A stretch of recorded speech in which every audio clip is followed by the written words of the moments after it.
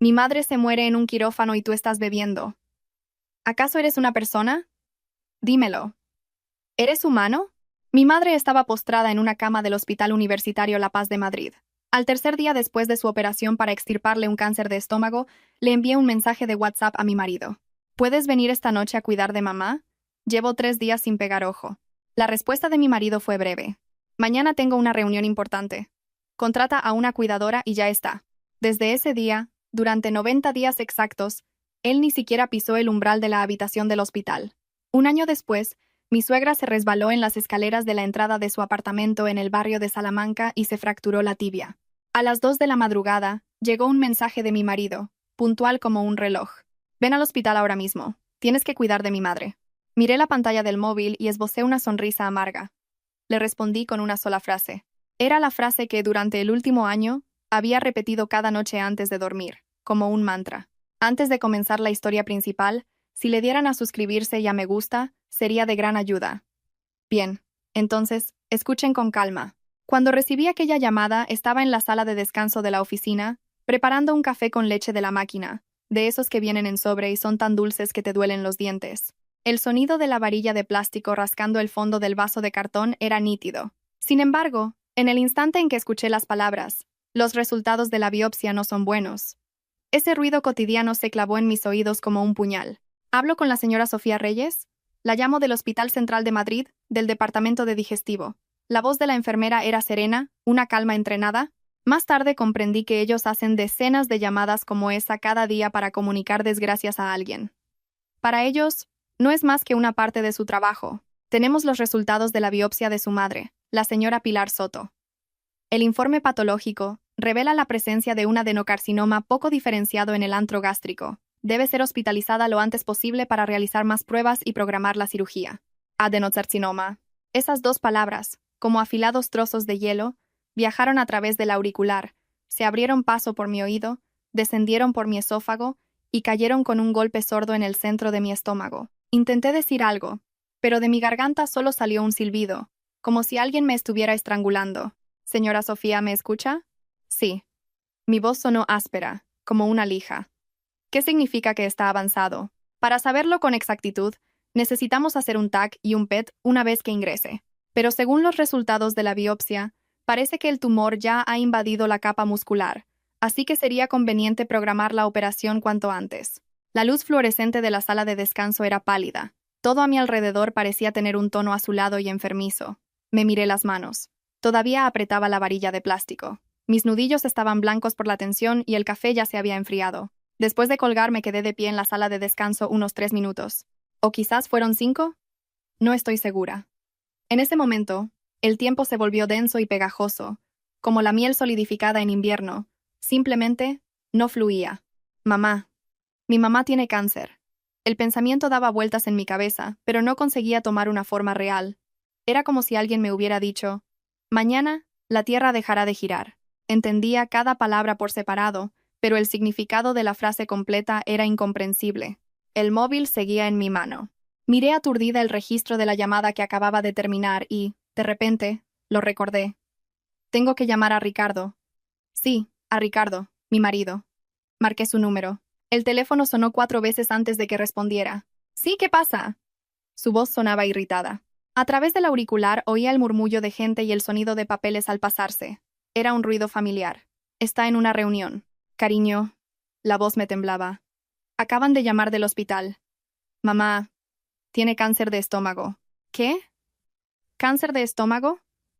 Dicen que está avanzado. El médico dice que hay que operar de inmediato. Hubo un silencio de 2 segundos al otro lado de la línea. Luego, oí su suspiro. Era ese tipo de suspiro que dice, otra vez con lo mismo. Vale. De momento, encárgate tú. Pero ahora estoy en medio de una reunión. Ya sabes que es importante. Hablamos luego. Clic. La llamada se cortó. Me quedé mirando las palabras, llamada finalizada, en la pantalla del móvil. Mi mente se quedó en blanco.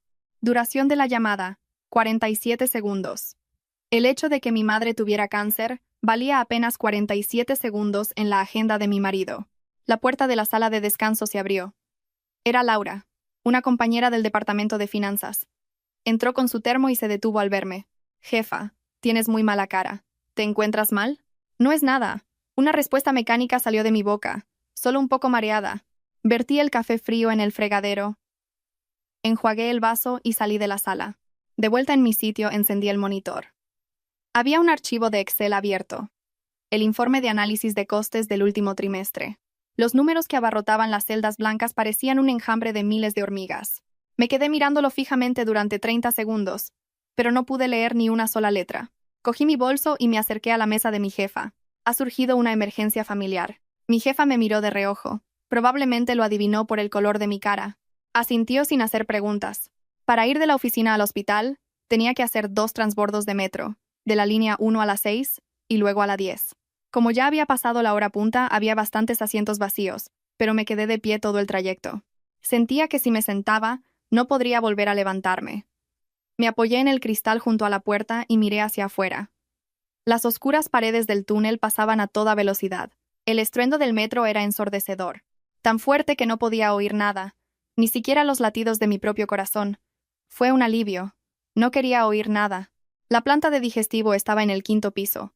Al abrir la puerta de la habitación, vi a mi madre. Estaba sentada, reclinada sobre el cabecero elevado de la cama, pelando una mandarina. «Sofía, ¿has venido?» Al verme, mi madre sonrió ampliamente. «¿Qué haces aquí a estas horas? ¿No has ido a trabajar?» Me quedé en el umbral, observándola.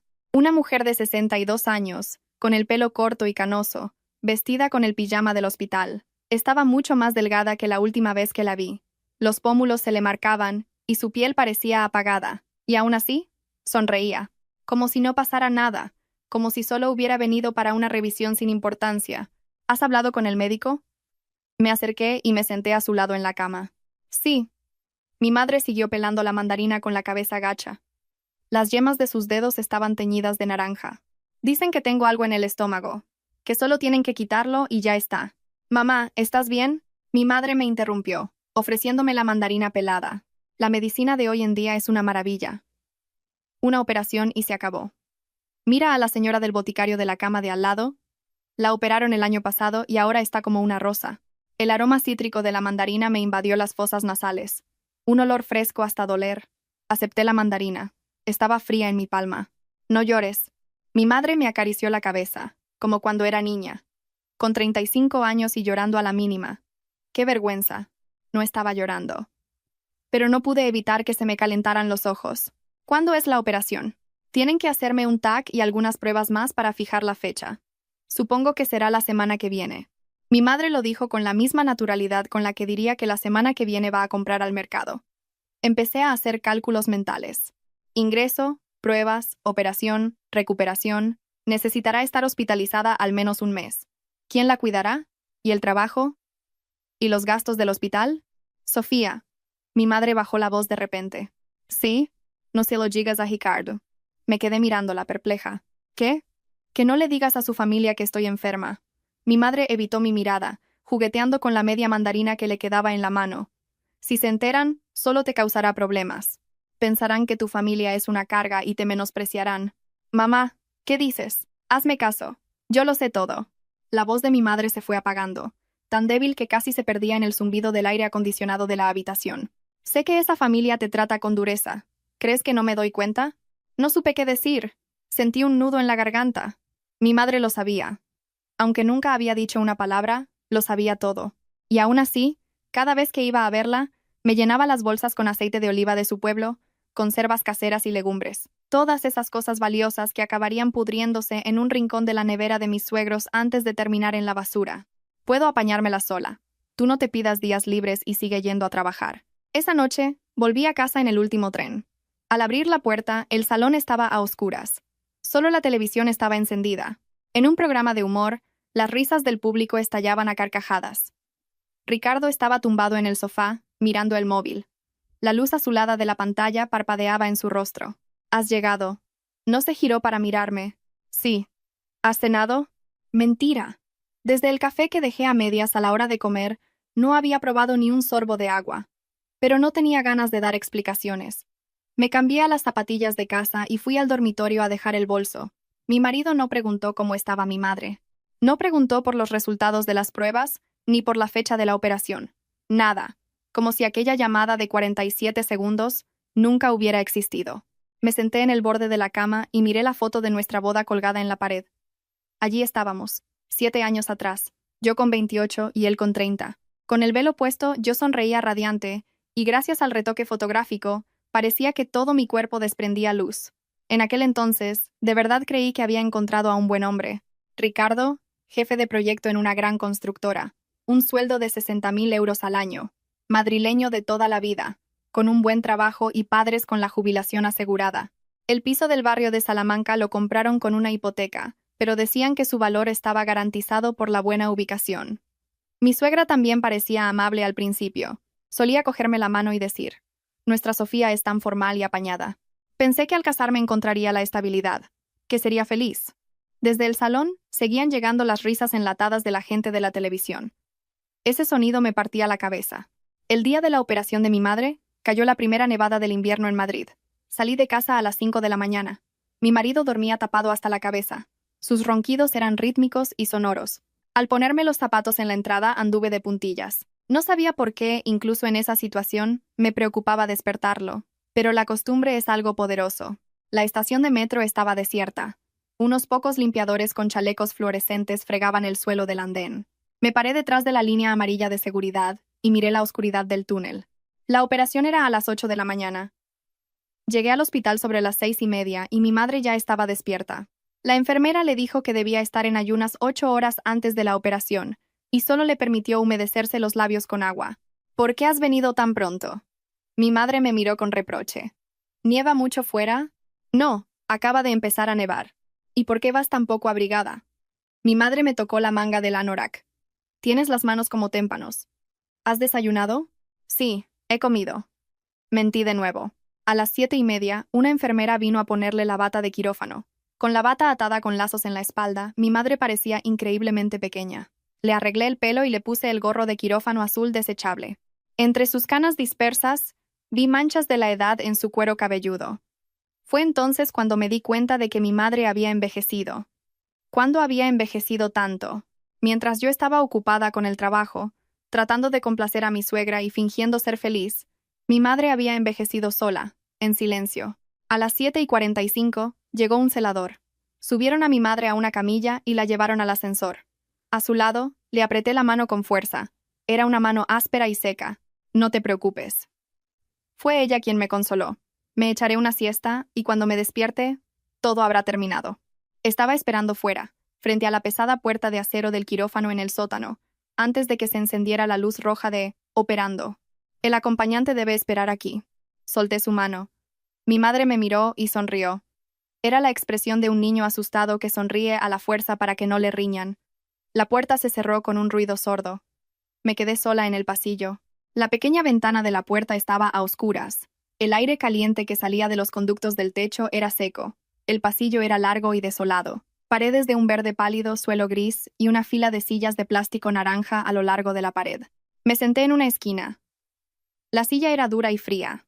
Junté las rodillas y abracé mi bolso contra el pecho. En la pared de enfrente, el hombrecillo verde de la señal de salida de emergencia corría sin cesar. El tiempo comenzó a estirarse como un chicle. Las 8. Las 8:30. Las 9. No salía nadie. Saqué el móvil. Abrí la conversación de WhatsApp con Ricardo. El último mensaje era mío, de la noche anterior. «Mañana operan a mamá, así que no podré hacer la cena. Cena fuera». Él había respondido con un escueto. «Ok». Me quedé mirando esa respuesta indiferente hasta que la pantalla se apagó. 9:40. La puerta del quirófano se abrió y salió un médico con mascarilla. «¿Familiar de la señora Pilar Soto?». Salté como un hesarch. «Sí, soy yo». La operación ha ido bien. La voz del médico era tranquila. El tumor era un poco más grande de lo esperado, así que hemos tenido que extirpar 2/3 del estómago. Por suerte, no hemos encontrado metástasis. Ahora está en la sala de recuperación. En una hora más o menos subirá a la habitación. «Gracias. Muchísimas gracias». Hice una reverencia de 90 grados. Una y otra vez. Me golpeé la rodilla con la pata de una silla y me dolió, pero ni me di cuenta. El médico volvió a entrar y yo me dejé caer en la silla. Me temblaban las piernas. Bzz. El móvil vibró. Era mi marido. Revisé el mensaje rápidamente. «Hoy tengo cena de equipo. Llegaré tarde. No me esperes despierta. Duérmete». Me quedé mirando el mensaje durante 30 segundos. Luego, guardé el móvil en lo más profundo del bolso. La semana posterior a la operación fue la más larga de mi vida. Mi madre salió del quirófano llena de tubos. Una sonda nasogástrica, una sonda urinaria, el gotero, un drenaje en el abdomen. El monitor emitía un pitido rítmico que marcaba sus latidos. Bip, bip, bip. Pasé la noche sin apartar la vista de esa curva verde, aterrorizada de que se detuviera. La anestesia tardó en desaparecer. Mi madre abrió los ojos cuando ya había anochecido. Sofía. Su voz era apenas un susurro. Estoy aquí, mamá. ¿Cómo te encuentras? ¿Te duele mucho? En lugar de responder, mi madre cerró los ojos con esfuerzo. Esa noche dormí en la cama plegable para acompañantes que había en un rincón de la habitación. Decir cama era un eufemismo. Era más bien un sillón duro cubierto de polipiel. Aunque la calefacción del hospital estaba a tope, el frío que me calaba los huesos no desaparecía. A las 3 de la madrugada, mi madre empezó a vomitar. Un líquido verdoso con bilis brotó a borbotones. Un olor agrio y metálico inundó la habitación. Corrí a llamar a la enfermera, cambié las sábanas y le limpié la boca a mi madre. Tenía los labios tan secos y agrietados que sangraban. La enfermera dijo que eran secuelas de la operación, sin darle mayor importancia, que el cuerpo se extrañaba al haberle quitado parte del estómago. Esa palabra, secuelas, la oiría hasta la saciedad durante los días siguientes. La fiebre, el dolor intenso, los delirios, todo era parte del proceso normal, pero el cuidado recaía enteramente en mí. Darle agua, asearla, vaciar la cuña, vigilar el gotero. Dormía a ratos cuando ella dormía, y me despertaba de un sobresalto con cada gemido. También tenía que ir a trabajar. Me había pedido 3 días de permiso, pero al cuarto día me llamó mi jefa. Había un asunto urgente que solo yo podía resolver. Al final, empecé una maratón. Me levantaba a las 6 de la mañana. Le cambiaba el pañal a mi madre. Iba a trabajar. A la hora de comer cogía un taxi para ir al hospital a darle el puré, volvía a la oficina para hacer horas extra y regresaba al hospital a las 10 de la noche. Mi dieta se basaba en bocadillos del supermercado. El de tortilla de patatas a 2,50 euros. 3 al día. Desayuno, comida y cena. El pan frío sabía a goma, pero era lo más rápido para llenar el estómago. Para el cansancio me compraba cajas de Red Bull y me los bebía. La cafeína me aceleraba el corazón, pero sentía que si no lo hacía, me desplomaría. También llamé a mi marido. La segunda noche después de la operación, incapaz de aguantar más, me acurruqué en las escaleras de emergencia y le llamé. Cariño, ¿no puedes venir aunque sea solo por hoy? De verdad, estoy agotada. Sofía, suspiró. Yo también estoy ocupado. ¿No sabes que es fin de año y tengo que cerrar el proyecto? ¿Quieres que lo deje todo tirado y me quede en el hospital? No te pido que vengas todos los días. Solo un día, para que pueda descansar un poco. Por eso te dije que contrataras a una cuidadora. ¿Por qué te complicas la vida? Una cuidadora. Me mordí el labio. Cuesta mucho dinero. Hay que pagar unos 120 euros al día. ¿Y el dinero es el problema? Lo dijo con una ligereza pasmosa, como si hablara de algo ajeno. Esas cosas se solucionan con dinero. No seas tonta y te mates a trabajar. No supe qué decir. Ahora estoy ocupado. Cuelgo. Otra vez la llamada se cortó. Me quedé en cuclillas en el rellano de la escalera, mirando la duración de la llamada, 1 minuto y 23 segundos. Las lágrimas que había contenido cayeron de golpe. No podía ni llorar en voz alta. Las escaleras del hospital tenían mucho eco, y cualquier sollozo se oiría en todos los pisos. Me tapé la boca y lloré en silencio.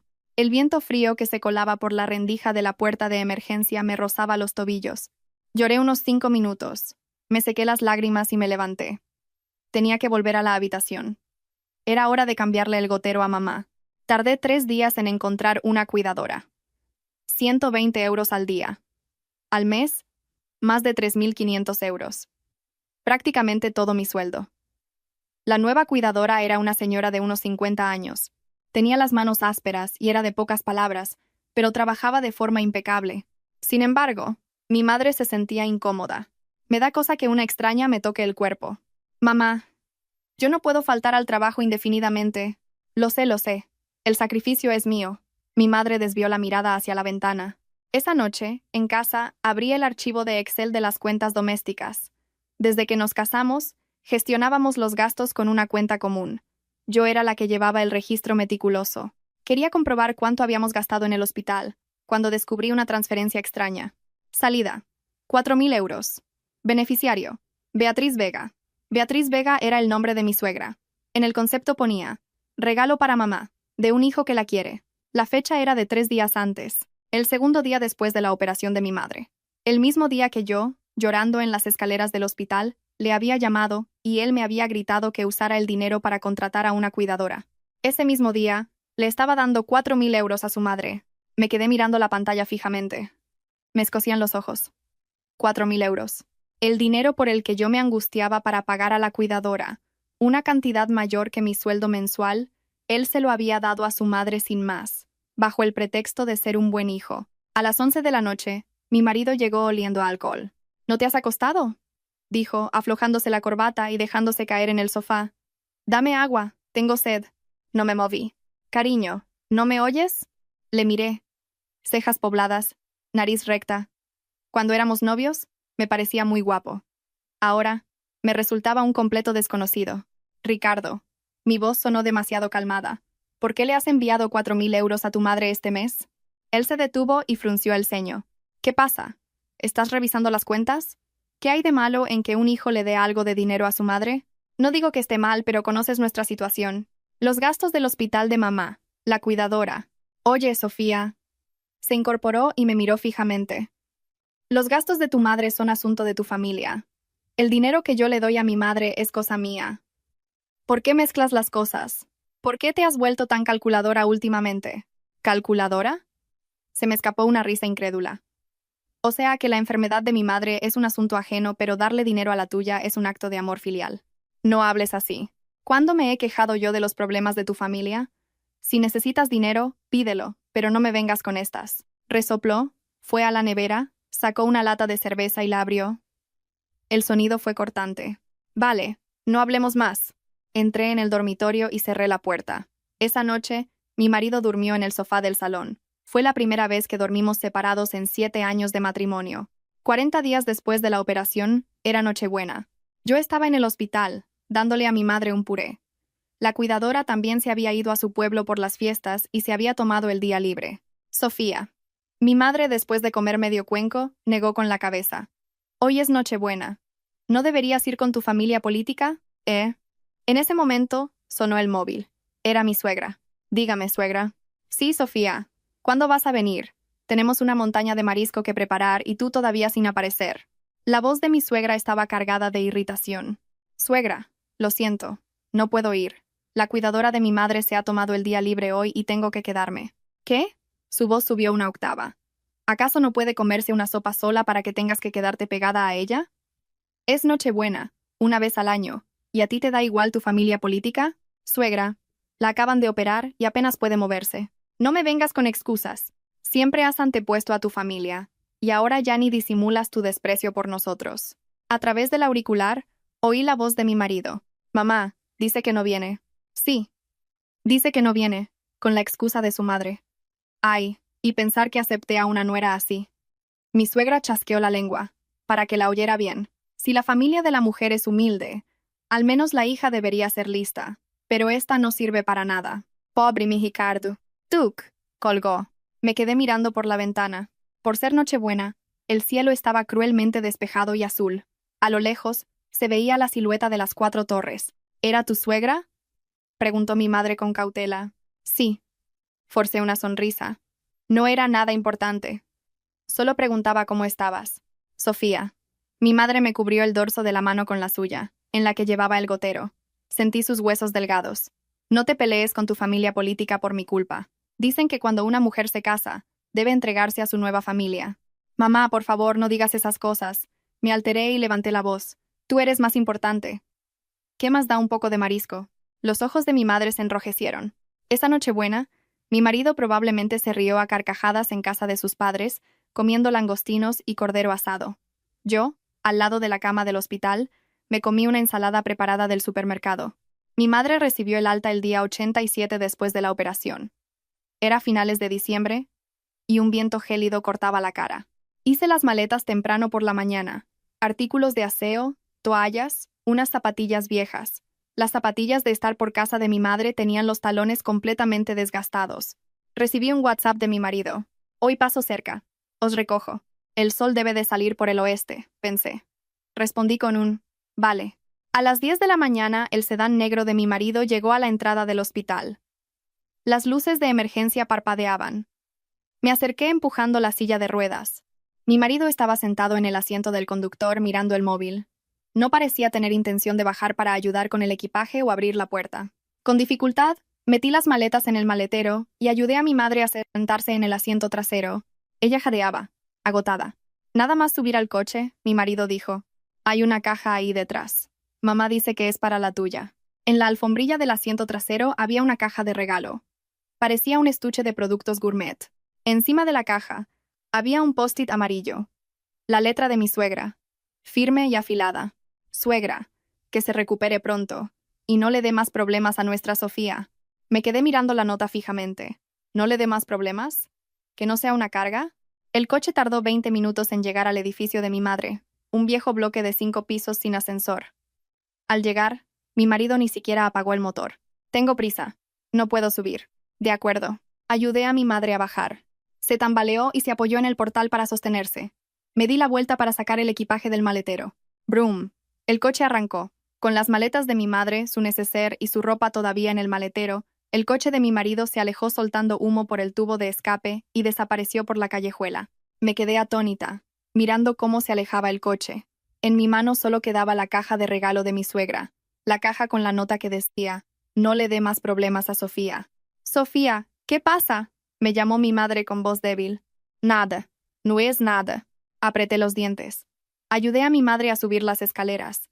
En cada piso, teníamos que parar porque se quedaba sin aliento. Tardamos 10 minutos en llegar al quinto. Una vez en casa, acosté a mi madre y fui a la cocina a por un vaso de agua. Me temblaban las manos. Se había ido sin siquiera bajar las maletas. No le importaba en absoluto cómo subiría mi madre las escaleras o qué haríamos con el equipaje.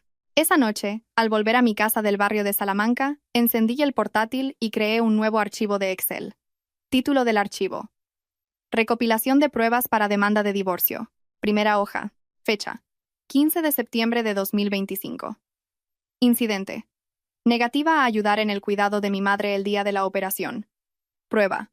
Sin grabación. Captura del historial de llamadas de 47 segundos.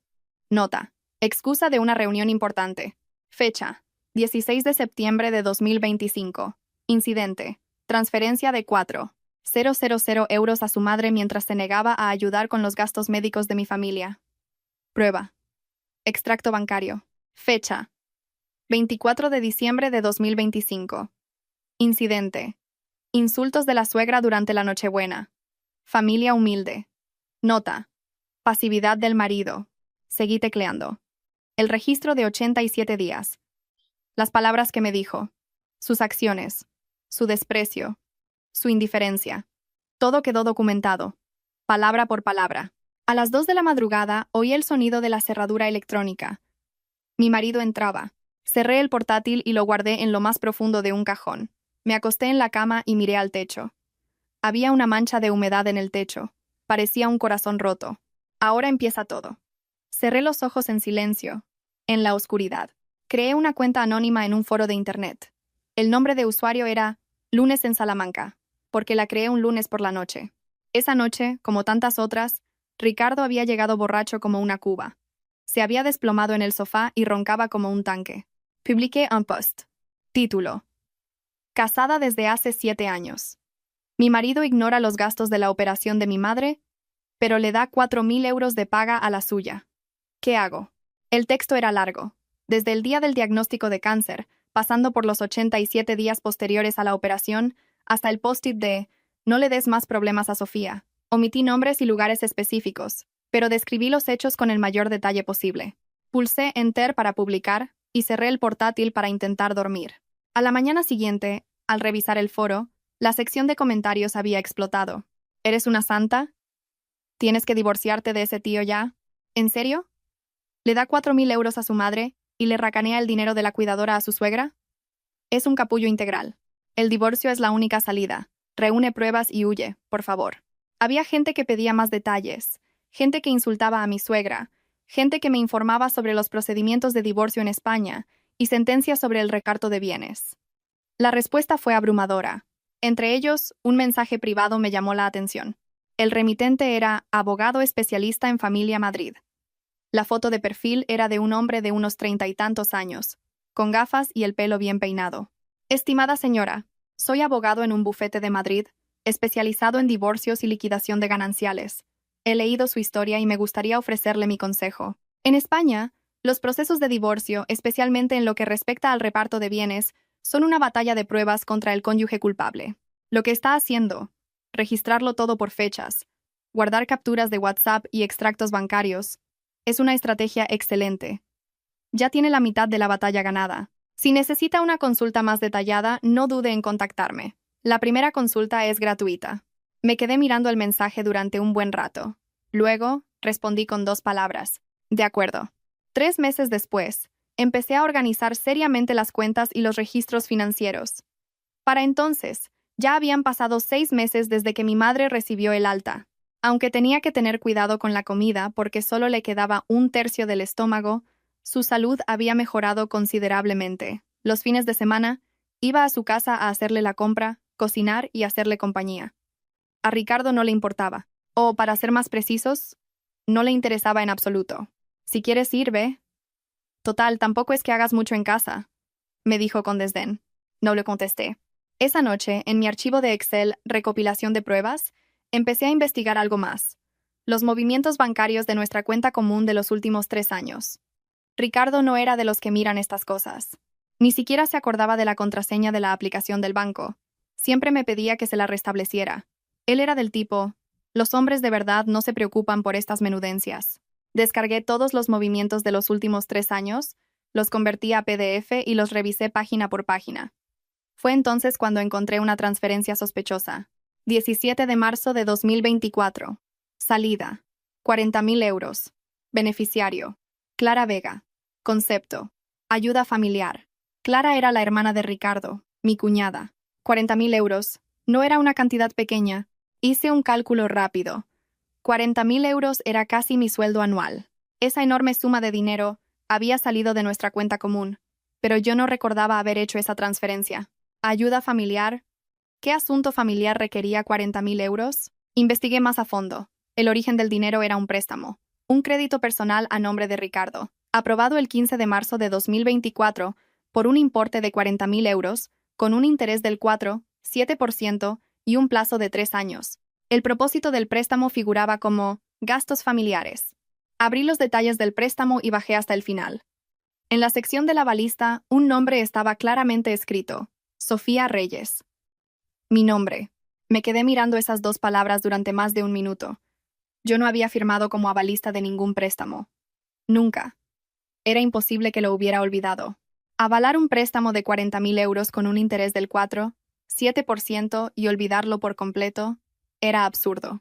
Eso significaba que la firma era falsa. Abrí el portátil, entré en la web del banco y solicité una copia del contrato del préstamo original.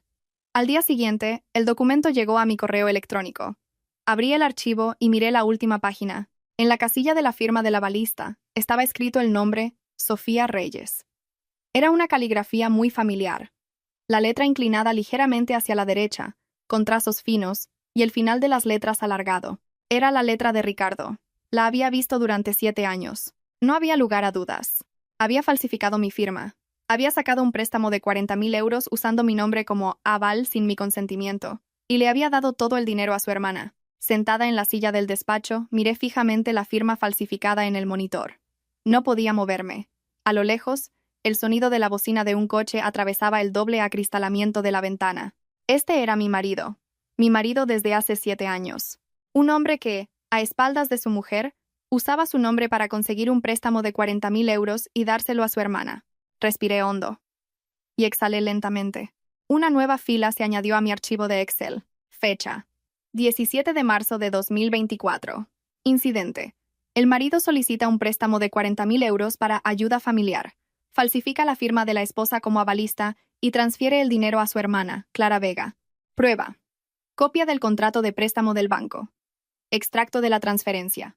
Nota: posible delito de falsificación de documento privado. Denunciable. Encontré el cuaderno 2 semanas después. Ese día tocaba una comida familiar. Mi suegra, Cada principio de invierno, organizaba una gran comida como si fuera un evento anual. Ricardo me lo comunicó el día anterior. Mañana vamos a casa de mi madre a comer. Echa una mano. No era una petición. Era una orden. Yo no tenía opción. A la mañana siguiente, a las 8, llegué a casa de mis suegros. Un apartamento en el piso 32 en el barrio de Salamanca, con vistas al Parque del Retiro desde el ventanal del salón. Mi suegra ya estaba en la cocina, dirigiendo las operaciones. La cocina olía a sofrito y a pimentón. «¿Has llegado?», dijo mi suegra sin mirarme. «Los guantes de goma están ahí. Póntelos». Me puse los guantes de goma rosas. Eran gruesos y torpes, me costaba mover las manos. Durante las siguientes 4 horas, estuve de rodillas en el suelo de la cocina, picando verduras y preparando la comida. Se me durmieron las rodillas y la espalda me dolía como si se fuera a partir. Los guantes estaban empapados en sudor. Mi suegra venía de vez en cuando a criticar. «Esto no está bien picado. Has puesto demasiada sal. Así no se hace. Hay que remover con más fuerza». Soporté en silencio el torrente de quejas que salía de su boca con su característica voz chillona. Hacía lo que me ordenaba, como un robot. A la hora de comer, mi suegra me mandó a buscar un poco de azafrán en un cajón de su dormitorio, para echarle al arroz, dijo. Abrí la puerta del dormitorio, una habitación llena de muebles de madera oscura. En la mesita de noche había una figura de un santo y el humo de una vela aromática llenaba el aire. Abrí el cajón de la mesita para buscar el azafrán. Entonces mis dedos tropezaron con un cuaderno de tapa dura. Un cuaderno azul marino con las esquinas desgastadas parecía bastante antiguo. No sé por qué lo abrí. ¿Fue curiosidad? ¿O intuición? En la primera página, con la letra de mi suegra, ponía «Gastos de la nuera». Contuve la respiración. Empecé a leer. 23 de mayo de 2018. Regalo de boda. Anillo de oro de 18 quilates. Valor aprox. 800 euros. 12 de septiembre de 2018. Regalo de cumpleaños. 300 euros. 24 de diciembre de 2018. Paga extra de Navidad. 300 euros. 8 de mayo de 2019. Comida de aniversario. Restaurante de lujo. 250 euros. Todo estaba detallado con una precisión escalofriante. Fecha, concepto, importe. Incluso las comidas que me había invitado. Pasé la página. 25 de enero de 2020. Le compré un abrigo. 500 euros. 2 de marzo de 2021. Le regalé un bono de masajes. 10 sesiones. 600 euros. 17 de junio de 2022. Dinero para la compra del cumpleaños de Ricardo. 100 euros. No era necesario, pero bueno. Y en la última página, en negrita, estaba el total. Total, aprox. 25 euro. Debajo, una nota en letra pequeña. En caso de divorcio, reclamar el importe íntegro. Al leer esa frase, me temblaron ligeramente las manos. 25.000 euros. El dinero que mi suegra había invertido en mí durante 7 años de matrimonio. Todo era una deuda. La comida que comí, el dinero que recibí, los regalos. Todo estaba anotado en un libro de contabilidad como una deuda. Reclamar el importe íntegro en caso de divorcio. Esas palabras resonaban en mi cabeza, como una serpiente venenosa enroscada. ¿Pretendía presentarme este cuaderno y exigirme el dinero si me divorciaba? ¿Con qué derecho?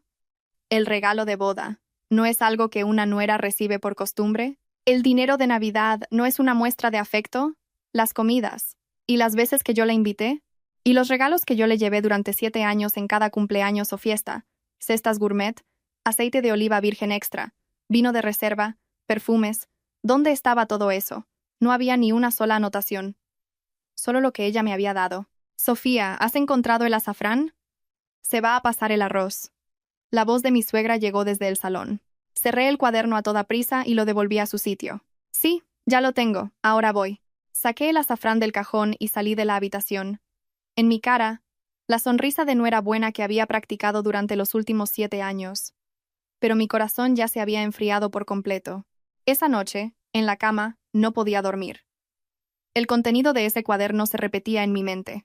El anillo de oro que me regaló en la boda. Pensé que era un gesto sincero de mi suegra. Cuando me llamaba en mi cumpleaños para felicitarme, pensaba que al menos me consideraba parte de la familia. Resulta que todo era un cálculo. Anotando hasta el último céntimo, esperando el día en que pudiera reclamarlo. Me di la vuelta y hundí la cara en la almohada. A mi lado, Ricardo dormía plácidamente. Se oían sus ronquidos regulares. Este hombre dormía tan tranquilo. sin saber que su madre anotaba hasta el precio de las comidas de su nuera en un cuaderno, creyendo que yo no sabía nada de los 40.000 euros que le dio a su hermana. ¿O quizás lo sabía todo? ¿Y se hacía el tonto? ¿Había algo de verdad en esta casa? Durante el mes siguiente registré la casa. La excusa era una limpieza general y organización, pero en realidad estaba buscando pruebas. Abrí todos los cajones, revisé cada archivo, y entonces, en lo más profundo de la caja fuerte del despacho, encontré las capitulaciones matrimoniales. El acuerdo que mi suegra insistió en que firmáramos antes de la boda. En ese momento, no sabía mucho del tema y pensé que era un mero trámite. Ricardo también me dijo: «Mi madre es un poco exagerada. Es solo un papel, no te preocupes y firma». Saqué el documento y lo leí de nuevo, palabra por palabra. Cláusula 7. En caso de que el matrimonio se disuelva por causa imputable a la esposa, ésta renunciará a su derecho a reclamar la división de los bienes gananciales formados durante el matrimonio y compensará al marido con una indemnización de 70.000 euros. Se me abrieron los ojos. ¿Causa imputable a la esposa? ¿Qué significaba eso? ¿Si le era infiel? ¿O si era yo la que pedía el divorcio? ¿O si se inventaban que no trataba bien a mis suegros? Este contrato era una trampa desde el principio. No sé si esta cláusula tendría validez legal, pero una cosa quedó clara: no podía darles ningún motivo para usarla en mi contra. Al contrario, tenía que hacer que la culpa recayera sobre ellos. En la caja fuerte había otros documentos: una copia de la escritura del apartamento, pólizas de seguros y un viejo sobre amarillo. Lo abrí. Dentro había varias hojas impresas con una conversación de WhatsApp. La fecha era de 2017, un año antes de nuestra boda. Era una conversación entre Ricardo y una mujer. La cara de la mujer en la foto de perfil me resultaba familiar. Al mirar más de cerca, el corazón me dio un vuelco. Verónica, la amiga que nos presentó, colega de Ricardo y del mismo equipo de proyecto. La chica que me presentó a Ricardo en una cena de empresa. Después de casarnos, incluso la invitamos a una cena cara para agradecérselo. La conversación decía así: Ricardo, Verónica, ¿de verdad crees que esto está bien? Verónica, ¿no querías casarte con una chica decente y modosita? Sofía es perfecta. Su familia es normal. No es ambiciosa. Parece fácil de manejar. Ricardo. ¿Y tú? Verónica. Yo estoy aquí y punto. El matrimonio es el matrimonio y nosotros somos nosotros. Ricardo. Verónica. ¿No confías en mí? Ricardo. Claro que sí. Verónica. Pues haz lo que te digo. Tu madre estará contenta. Yo estaré cómoda. Tú estarás bien. Todos ganamos, ¿no? Ricardo. Vale. Haré lo que dices. Mientras leía, un zumbido resonó en mi cabeza. ¿Qué era esto? ¿Todo fue un montaje desde un año antes de la boda? ¿Yo era una pieza fácil de manejar en su tablero? ¿Una víctima tonta e ingenua elegida por ambos? ¿Y mis últimos 7 años? ¿Qué habían sido? Me derrumbé en el suelo del despacho. Apreté el papel con tanta fuerza que se arrugó. Un escalofrío recorrió mi cuerpo. Fuera ya había oscurecido.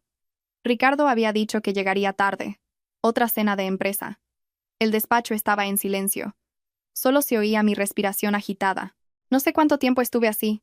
Cuando volví en mí, tenía las palmas de las manos empapadas en sudor. Saqué el móvil e hice fotos de la conversación. Las guardé en un álbum privado con contraseña. Volví a alisar el papel. Lo metí en el sobre y lo devolví a lo más profundo de la caja fuerte, donde estaba, como si no hubiera pasado nada. Como había hecho durante los últimos 7 años. El tiempo pasó. Aparentemente, nuestro matrimonio era tranquilo. Me levantaba a las 6, preparaba el desayuno, despertaba a mi marido, iba a trabajar, volvía a casa, preparaba la cena, fregaba los platos y me acostaba a las 11. Los fines de semana iba a ver a mi madre y de vez en cuando pasaba por casa de mis suegros para que me vieran. Pero bajo la superficie, mi archivo de Excel se hacía cada vez más largo. Capturas de WhatsApp, grabaciones de llamadas, extractos bancarios, vídeos de la cámara del coche. Como un detective en una operación encubierta, fui reuniendo pruebas una por una. Mi abogado me dijo: «Señora, es usted increíble. Con estas pruebas, demostrar la culpabilidad del cónyuge está más que asegurado. Tendrá una posición muy ventajosa en el reparto de bienes». Le pregunté: «¿Lo del préstamo con mi firma falsificada, se puede denunciar penalmente?» «Por supuesto. Es un delito de falsificación de documento privado. Si presenta una denuncia, puede ser procesado. Pero si lo hace, prepárese para una guerra sin cuartel. Necesitará estar dispuesta a llegar hasta el final». «Lo sé». Entonces, ¿cuándo presentamos la demanda? Todavía no, dije. Estoy esperando la oportunidad. ¿Qué oportunidad? No lo sabía con exactitud, pero sabía que ese momento llegaría. Solo tenía que esperar. La oportunidad llegó antes de lo que esperaba. A principios de ese invierno, justo un año después del alta de mi madre, esa noche, yo ya estaba durmiendo. A la 1:47 de la madrugada, el móvil vibró. Medio dormida, lo cogí. Era Ricardo. Mamá se ha caído por las escaleras en casa. Se ha roto una pierna. Ven ahora mismo al Hospital de La Paz. Me quedé mirando el mensaje, especialmente las palabras, ven ahora mismo. ¿Ahora mismo? Tumbada en la cama, miré al techo. La noche de invierno era silenciosa. No se oía ni el viento. Recordé un año atrás. El día de la operación de mi madre, cuando le llamé llorando. ¿Puedes venir solo esta noche? Llevo 3 días sin dormir. ¿Qué me dijo entonces? Mañana tengo una reunión. Contrata a una cuidadora. 90 días. Durante 90 días no apareció por el hospital. Y ahora, porque su madre se había hecho daño, me ordenaba que fuera corriendo.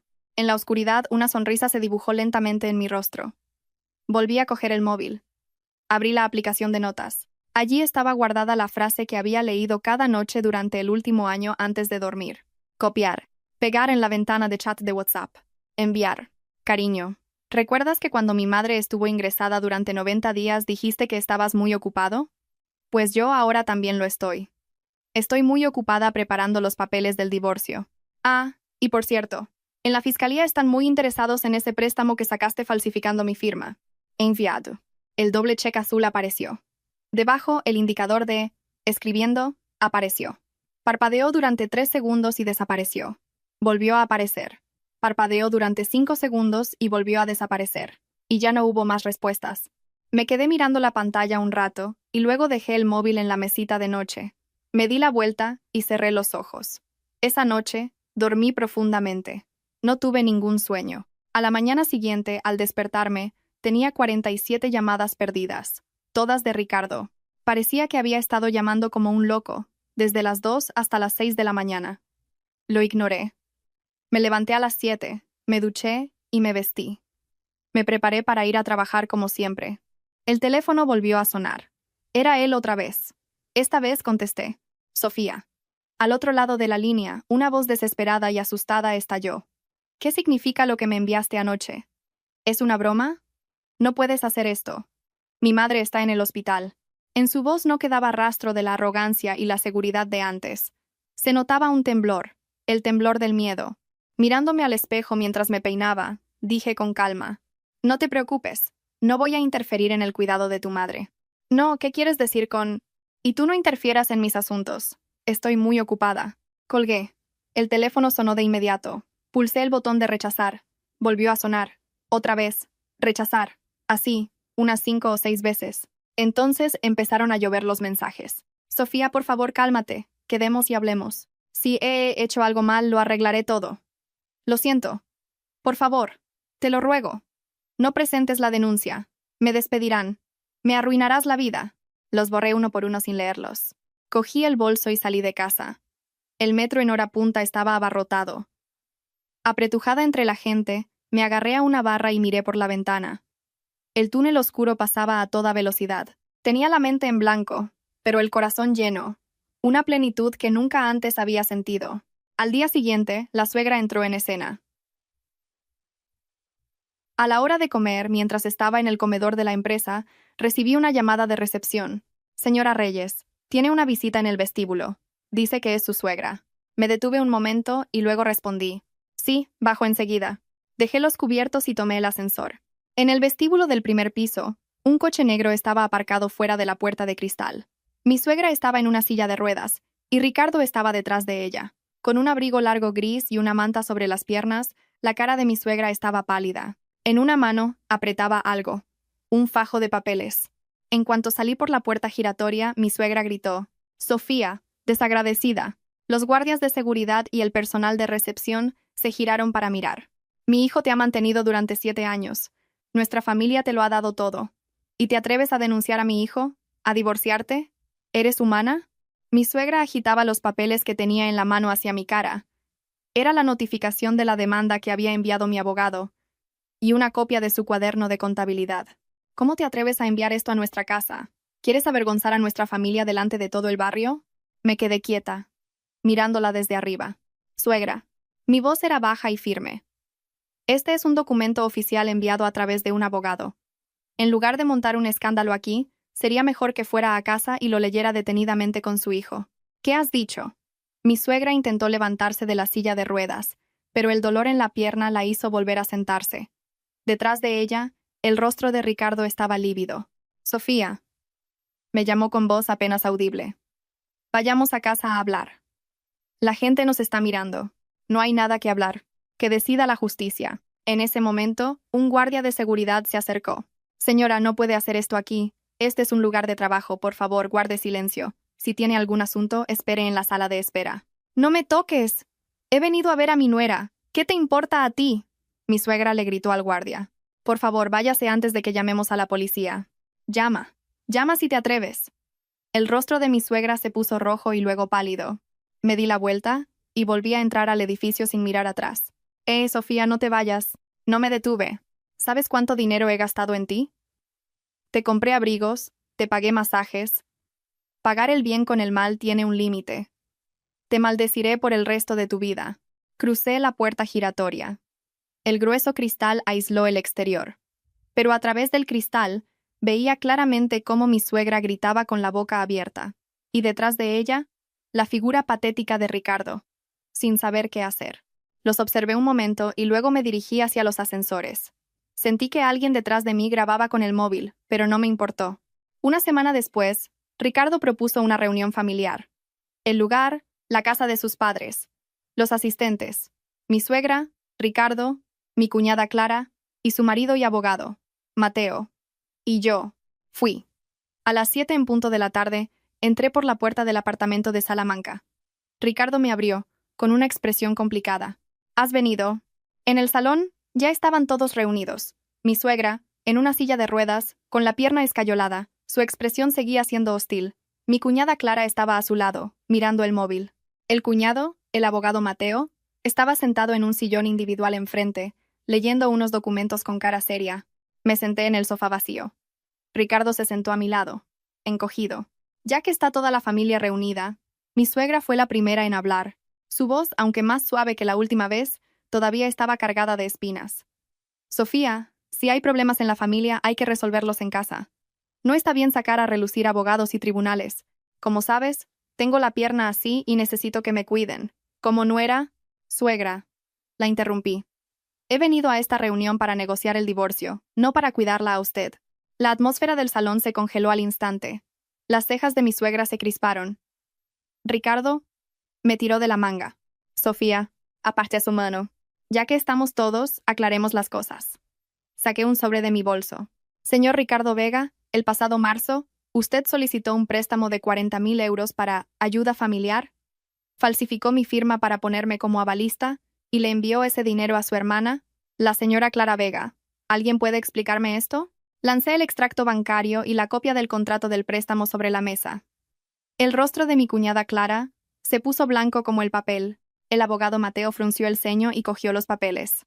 ¿Qué es esto?, preguntó. Usted es abogado. Lo entenderá a la primera.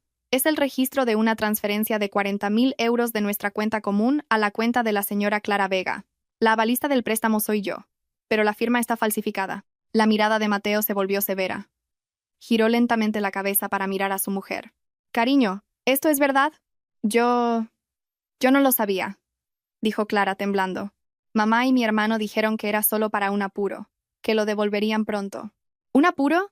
¿40.000 euros usando el nombre de otra persona? Gritó Mateo. ¿Estáis locos? Esto es un delito. Mi suegra, desconcertada, balbuceó. No, Mateo, no es eso. Es que entre nosotros, por una urgencia, suegra. Mateo se levantó de un salto. Una suma de dinero tan grande moviéndose sin consultarme nada y encima con una falsificación de documentos. El salón se convirtió en un caos. Mi suegra intentaba justificarse. Mi cuñada lloraba. Mi cuñado gritaba. Y Ricardo mantenía la cabeza gacha, temblando como una hoja. Observé la escena con frialdad y saqué el móvil. Reproduje un archivo de audio. Si la familia de la mujer es humilde, Al menos la hija debería ser lista, pero esta no sirve para nada. Pobre mi Ricardo. La voz afilada de mi suegra resonó en el salón. A continuación, la voz de Ricardo. Mamá tiene razón, no le hagas caso. La grabación terminó. Silencio. Un silencio tan pesado que no se oía ni una respiración. Mi suegra abrió y cerró la boca, pero no dijo nada. Su rostro enrojeció y luego palideció. ¿Tú te atreves a grabar a tu suegra? Según la ley, una grabación en la que participa uno de los interlocutores es legal. ¿Lo sabía, suegra? Dije, articulando cada palabra. Mi suegra se llevó la mano a la nuca y se tambaleó. Ricardo corrió a sostenerla. Mamá. Ay, cómo te he criado. 7 años viviendo contigo. ¿Cómo he podido? Guardé el móvil en el bolso y me levanté. Ya he dicho todo lo que tenía que decir. Así que me voy. En ese momento, Ricardo corrió hacia mí y se arrodilló. Sofía. Se agarró a mis pantalones. He sido un idiota. De verdad, lo siento. Por favor, retira la demanda. Haré todo lo que digas. Te lo ruego. ¿Sí? Suplicaba, frotándose las manos. Su cara era un desastre de lágrimas y mocos. Lo miré desde arriba. El hombre al que había amado durante 7 años. El hombre que había sido mi marido. Ahora, a mis pies, suplicando miserablemente, muchos recuerdos pasaron por mi mente. La llamada de 47 segundos. Los 4.000 euros enviados a su madre. El post-it de «No le des más problemas a Sofía». Y su indiferencia, sin aparecer ni una sola vez durante los 90 días que mi madre se debatió entre la vida y la muerte. Me sacudí el pantalón, como si tuviera algo sucio. Mi condición es una, dije con frialdad. Hablemos en los tribunales. Mientras salía por la puerta, oí a mi espalda los sollozos de mi suegra, el llanto de mi cuñada y los gritos de mi cuñado. No me giré. Hasta que las puertas del ascensor se cerraron, Ricardo permaneció arrodillado en el suelo, sin levantar la cabeza. Esa noche, volví a casa de mi madre. Ella ya dormía. Entré de puntillas en su habitación y la miré dormir. Parecía en paz. Tenía más canas que hacía un año, y más arrugas, pero mi madre estaba viva. La madre que cada mañana me prepararía un guiso y me regañaría por no comer, estaba a mi lado. Con eso bastaba. Me tumbé en el sofá del salón y miré al techo. El móvil vibró. Era mi abogado. Señora, me han dicho que la reunión familiar de hoy ha sido espectacular. La otra parte no tardará en presentar una oferta de acuerdo. No se preocupe. Con las pruebas que tenemos, la victoria es nuestra. Sonreí al leer el mensaje. El cielo nocturno de Madrid estaba cubierto de una neblina que no dejaba ver ni una estrella, pero tuve el presentimiento de que mañana estaría despejado. Los acontecimientos posteriores se desarrollaron con una rapidez sorprendente. Justo después de la reunión familiar de esa noche, el cuñado, Mateo, anunció su divorcio en ese mismo momento. Presentó una demanda de divorcio contra mi cuñada Clara por ocultación de deudas prematrimoniales y complicidad en falsificación de documento privado, y dejó claro que los 40.000 euros eran una deuda personal de ella. Clara gritó que todo había sido idea de su madre y su hermano, pero fue en vano. Mi suegra, por el shock, sufrió una subida de tensión a 180 y tuvo que ser hospitalizada.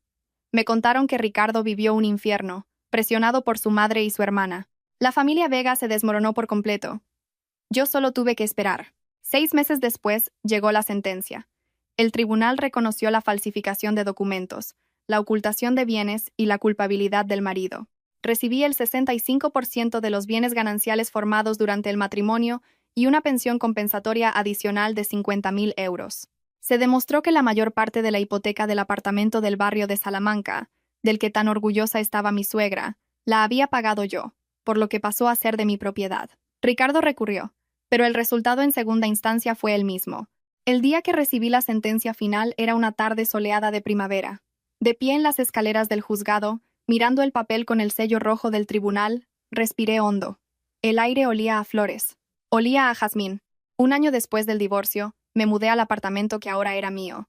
Mi madre vino a vivir conmigo. Era una casa cálida donde el sol entraba a raudales por el ventanal del salón, con vistas a los cerezos en flor en primavera y a los árboles dorados en otoño. A mi madre le encantaba la casa. Tiene ascensor. La calefacción funciona de maravilla. No tiene nada que ver con aquel 5.º piso sin ascensor. Cada mañana a las 6, oigo el trajín en la cocina. El olor a guiso hirviendo, el aroma a tortilla recién hecha. Me levanto a las 7, me ducho, desayuno lo que mi madre me ha preparado y me voy a trabajar. Una vida normal, pero sólida. Un sábado por la mañana, estaba sentada en el sofá, tomando un café con hielo y mirando el móvil. En el foro que solía frecuentar, apareció un nuevo post. Título: ¿Os acordáis de la historia de aquella nuera que se vengó? Me pregunto qué habrá sido de ella. Hice clic y vi cientos de comentarios. ¡Ostras! Sí que me acuerdo. Aquello fue la bomba en el foro. ¿Se habrá divorciado al final? Leí por ahí que se divorció y se quedó con la casa. Una venganza de película. ¿Y qué pasó con el marido? Bajando por los comentarios, uno reciente me llamó la atención. Lo sé por un conocido. Al tío lo despidieron. Con antecedentes por falsificación de documentos. En una gran empresa estás fuera. Ahora está hasta el cuello de deudas. Y vive en un sótano en Getafe. Que se joda. Un sótano. Un sótano en Getafe. Recordé lo que dijo mi suegra la primera vez que fui a su casa. Mi Ricardo se ha criado entre algodones. No podría vivir en un sótano o una bujardilla. Y pensar que su hijo, tan altivo, vivía ahora en un sótano con olor a humedad. ¿Qué cara pondría mi suegra si lo supiera? Dejé el móvil y di un sorbo al café. El sonido de los hielos era alegre. El sabor amargo del café me despejó la boca. Desde la cocina, me llamó mi madre. Sofía, el guiso está listo. Ven a comer. Voy. Me levanté y fui hacia la cocina. El sol iluminaba el suelo de parqué del salón y vi la espalda de mi madre con el delantal puesto. Las hojas del potos que teníamos junto a la ventana brillaban con un verde intenso. Me detuve un momento a contemplar la escena. Esta es mi vida. Una vida sin marido, sin suegra, sin libros de contabilidad, sin miradas de desprecio. Solo mi madre y yo, y nuestra cálida casa. Con esto, es suficiente. A veces, pienso en Ricardo. No es nostalgia. Es solo que, como al hojear un álbum viejo, a veces me vienen a la mente recuerdos del pasado. Según los rumores, ha intentado salir con varias mujeres, pero todas las relaciones han fracasado. Su madre, con la pierna rota, tiene úlceras por presión de estar todo el año en la cama, y las cuidadoras no le duran nada. Mi cuñada acabó divorciada y, sin un euro, vive de prestado en casa de sus padres, de la ilustre familia Vega. Solo queda el cascarón. Una noche, recibí una llamada de un número desconocido. Contesté, pero nadie habló. Solo una respiración agitada y, de fondo, el murmullo de un bar. Parecía que alguien borracho había marcado un número que no se atrevía a borrar. Colgué sin decir nada. Al día siguiente, tenía varias llamadas perdidas más, pero las añadí sin piedad a la lista de bloqueados. Después de eso, no volvieron a llamar. Y un año después, en un soleado fin de semana de primavera, estaba apoyada en el sofá, mirando por la ventana y tomando café. Alguien había vuelto a publicar en el foro: ¿cómo vivirá ahora aquella nuera de la venganza?